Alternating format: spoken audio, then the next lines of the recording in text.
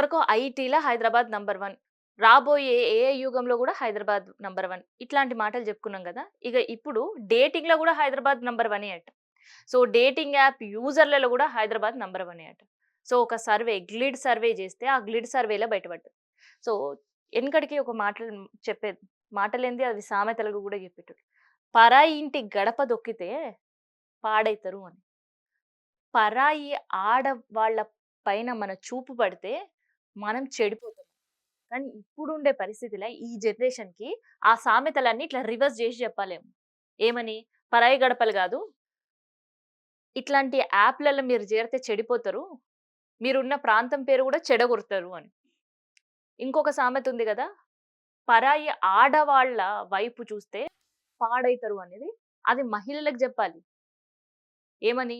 పక్క పార్ట్‌నరు వైపు కన్నెత్తి జూస్తే కుటుంబం పాడైతది. వాళ్ళది మీది అని. ఎందుకంటే ఈ గ్లిడ్డర్ యాప్‌కి సంబంధించిన సర్వే చేసిన దాంట్ల ఈ సర్వేలో 1 గాదు, 2 గాదు, ఒక 10% 50% గాదు. ఏకంగా 125% మహిళా యూజర్‌లు పెరిగిండ్రంట. ఆ మహిళా యూజర్‌లు గూడా పక్కోళ్ళ పార్ట్నర్‌ల పైనే కన్నేస్తుర్రట. సో, ఈ దీనికంటే దిక్కుమాలిన పరిస్థితులు ఇంకేమన్నా ఉంటాయా? సీక్రెట్‌గా డేటింగ్ జేయడానికి ఇష్టపడుతున్నారట. ఇదే గ్లిడ్డర్ యాప్ తెలిసింది. సో, ఈ గ్లిడ్డర్ అని ఒక యాప్ పెట్టుకున్న వాళ్ళలో ఒక సర్వే చేసింది. అసలు ఈ గ్లిడ్డర్ యాప్ ఎవరు వినియోగిస్తున్నారు? వినియోగిస్తున్నారా లేదా? పెట్టి మనం ఇన్ని రోజులైంది గదా! అసలు ఏంటి దీని పరిస్థితి అనేది గ్లిడ్డర్ యాప్ సంబంధించిన ఒక మేనేజర్ సర్వే చేసిన తర్వాత ఆయనకే ఆశ్చర్యపోయిన పరిస్థితులు తెలిసినాయి. సో, ఇన్ జనరల్‌గా ఆయనేమనుకున్నాడంటే, ఈ గ్లిట్టర్ యాప్ వినియోగదారులు ఎవరైతే ఉంటారో, వాళ్ళు జర యంగ్ జనరేషన్ ఉండేటోళ్ళు ఉండుంటారు. జెన్‌జీ బ్యాచ్ ఉండుంటారు అని అనుకున్నారు. కానీ ఆ జెన్‌జీ బ్యాచ్ ఏందో పక్కన పెడితే, వివాహమైన మహిళల సంఖ్యనే ఈళ్ళ చాలా ఎక్కువుందంట. ఇగ మహిళా యూజర్‌లు దీనికి సబ్‌స్క్రైబర్ చేసుకోవడం, అకౌంట్ ఓపెన్ చేసుట్లా ఎంత తెలివిగా వ్యవహరిస్తుర్రంటే, వాళ్ళకున్న ఇంకా అతి తెలివి ఏదన్నా ఉంటే దాన్నన్ని గ్రైండర్‌లేసి, రుబ్బి, తీసి, జ్యూస్ జేసి ఈ యాప్ పైనే ప్రదర్శిస్తుర్రట.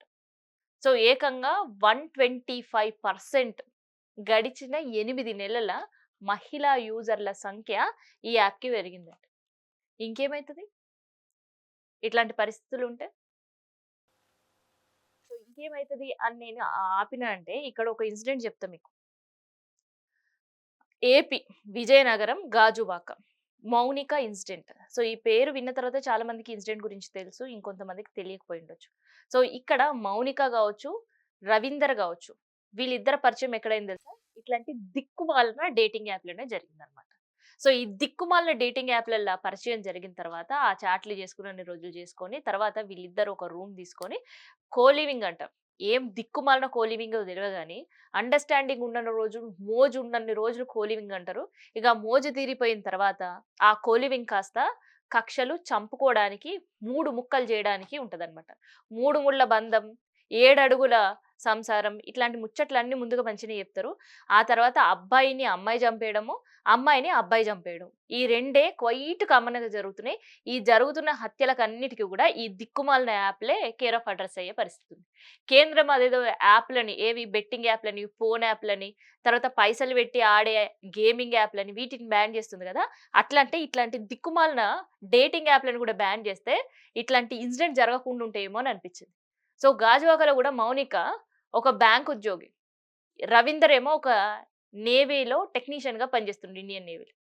సో, వీళ్ళిద్దరి డేటింగ్ యాప్‌లో 2021లో పరిచయం ఏర్పడింది. ఆ తర్వాత కొన్ని రోజులు చాట్ చేసుకున్నారు. తర్వాత ఒక 3 నెలలకో, 4 నెలలకో ఇద్దరు కలిసి ఉండాలనుకుంటారట. అక్కడనే వాళ్ళు రూమ్ తీసుకుంటున్నారు, ఉంటున్నారు. అయితే ఈ అమ్మాయికి మౌనికకి పెళ్లి కాలేదు. కానీ రవీందర్‌కి మాత్రం పెళ్లయింది. పెళ్లయిన విషయం మౌనిక దగ్గర దాచిండు. ఆ తర్వాత కొన్ని రోజుల తర్వాత అది బయటపడ్డది. ఆ తర్వాత రవీందర్ భార్య ప్రెగ్నెంట్ అయింది. ప్రెగ్నెంట్ అయితే డెలివరీ కోసం వాళ్ళ అమ్మ వాళ్ళ ఇంటికెళ్ళింది. ఇదే సమయంలో మౌనిక అడ్డు తొలగించుకోవాలి అని పథకం ప్రకారం ప్లాన్ ఏసి గాజువాకలో రవీందర్ ఇంటికి ఆ అమ్మాయిని పిలిపించాడు. పాపం అమాయక బక్రాలాగా నమ్మొచ్చింది. డేటింగ్ యాప్‌లో పరిచయం అయినోడు అంటే వాడొక వేస్ట్ ఫెలోగా అర్థం. కేవలం డేటింగ్ తప్ప మిగతా దేనికి పనికిరాని ఎదవ అనేది అర్థం. సో, అలాంటి వాడితోటి గూడా మరి ఈమేమనుకుందో, ఏం లైఫ్ కలలుగన్నదో నాకైతే తెలవదు గానీ, సో, మొత్తానికి వచ్చింది ఆమె ప్రాణాలు పోగొట్టుకుంది. ఆమె శరీరాన్ని 3 ముక్కలు జేషిండ్రు. కన్న తల్లిదండ్రులకి ఈ వార్త విన్న తర్వాత ఎంత బాధుంటది? కలిసి పెరిగిన అక్క చెల్లెలకి, అన్న తమ్ముళ్ళకి మౌనిక మీద ఎంత ప్రేమ ఉండుంటది? సరిగ్గా పెళ్లిళ్లు చేసుకునేటోళ్ళే సక్కంగా ఉంటలేరు. ఇక లవ్ మ్యారేజ్ గురించి మోదీ సార్ చెప్పిన పరిస్థితే తెలుస్తది. లవ్ మ్యారేజ్‌లు పక్కన పెట్టండి. మీరు కొంచెం ఆలోచించండి అని ఏకంగా దేశ ప్రధానే చెప్పిండ్రు అనంటే ఇంకా సిట్యుయేషన్ ఎట్లా ఉంటది? ఇక లవ్ మ్యారేజ్ విషయం అయితే అది ఇంకొక గగనం. రీసెంట్‌గా వైష్ణవి ఘటన ఇంకా ఎవ్వరు మర్చిపోలేరు. లవ్ మ్యారేజ్ చేసుకొని ఆ పిల్లని చంపిన పరిస్థితి. అండ్ ఈడ మౌనికను 3 ముక్కలు చేసి ఎక్కడ పడితే అక్కడ పడేసి ఏకంగా ఆమె తలని తీసి తోటలేసి కాల్చేసిన పరిస్థితి. ఆఖరికి ఏదో ఒక క్లూ దొరుకుతది కాబట్టి పట్టుకున్నారు ఓకే. కానీ వీటికన్నిటికి కేర్ ఆఫ్ అడ్రెస్ ఏమైతుంది? గతంల ఇవన్నీ గూడా ఒక సోషల్ మీడియా ఇన్‌స్టానో, తర్వాత ఫేస్‌బుక్కో, ట్విట్టరో ఇట్లాంటివుండే. కానీ ఇప్పుడు ఏకంగా వీళ్ళ పరిచయాలన్నీ గూడా ఇట్లాంటి డేటింగ్ యాప్‌లలోనే ప్రారంభమైతున్నాయి. ఈ డేటింగ్ యాప్‌లలో జరిగే పరిచయాలు ప్రేమలుగా మారుతున్నాయి, పెళ్ళిళ్ళ వరకు పోతున్నాయి. ఆ తర్వాత చావుల వరకు గూడా కథ ముగిసేటట్టు చేస్తుంది. వీళ్ళు వాళ్ళని చంపుడో, వాళ్ళు వీళ్ళని చంపుడో. ఈ మధ్య కాలంలో జరుగుతున్న ఈ ఇల్లీగల్ అక్రమ సంబంధాలతోటి ప్రాణాలు పోగొట్టుకునే పరిస్థితొస్తుంది. సో, మరి ఈ డేటింగ్ యాప్‌ల పైన కేంద్రం ఏం నిర్ణయం తీసుకుంటదో తెలీదు గానీ, తీసుకోవాలని కోరుకునేటోళ్ళ సంఖ్య బాగా పెరుగుతుంది. ఎందుకంటే ఈ గ్లిట్టర్ యాప్ చేసిన సర్వే మైండ్ బ్లోయింగ్ విషయాలు చెప్తుంది. మొదటి ప్లేస్‌లో హైదరాబాద్, రెండో ప్లేస్‌లో బెంగుళూరు, తర్వాత 9, 10 ప్లేస్‌లో ముంబై, పూణే ఉన్నాయట. సో, అట్లాంటి దుస్థితి హైదరాబాద్‌ల టాప్ 1 ప్లేస్‌లో నిలిచింది ఇట్లాంటి డేటింగ్ యాప్‌లల్ల అంటే, ఈ డేటింగ్ యాప్‌లల్ల ఇంకా పెరుగుతుంది ఎవరిదో అంటే మహిళల సంఖ్యనంట. పెరిగిన 125% మహిళల్ల 60% పెళ్లిళ్లైన మహిళలే ఉన్నారట.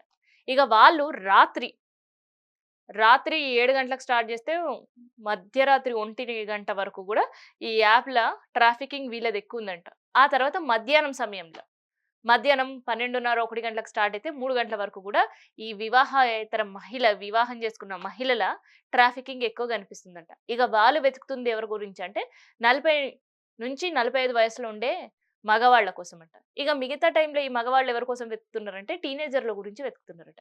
ఇగ ఇదే అన్నమాట యాప్ చెప్పిన సర్వే. సో, ఇట్లాంటి యాప్ సర్వే చెత్త సర్వే చేసుడు గాకుండా ఈ యాప్‌ల పైన ఫస్ట్ బ్యాన్ విధించాలి. విధిస్తే మౌనిక లాంటి డెత్ తగ్గుతది. హత్యలు తగ్గే అవకాశం ఉంటది.